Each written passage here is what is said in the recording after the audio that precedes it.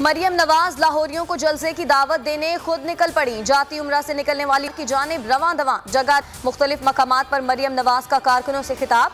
कहा अभी इस्तीफे मांगे नहीं फिर भी अंबार लग गए। खान का मुकाबला डीजे भट्ट से है। नवाज शरीफ का मुकाबला सियासी बोनों से नहीं, डीजे भट्ट की गिरफ्तारी और तशद्दुद की भी मुजम्मत।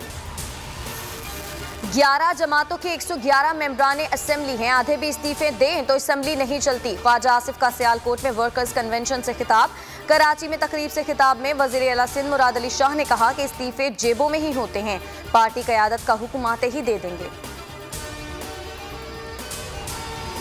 सारे सियासी चौधरी मर जाएं तो भी फजलुर रहमान का कुर्रा नहीं निकलेगा। आर या पार कहने वाले खुद बीच मंधार हो गए।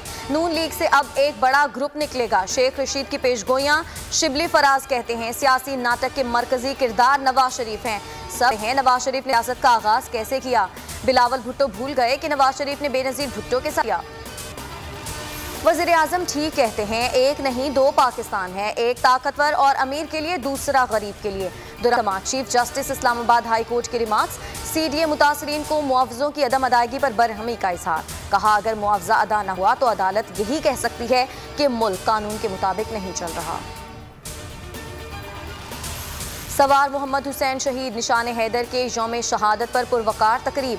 Army chief general Qamar Javed Bajwa की जानिब से शहीद की यादगार पर फूल चढ़ाए गए।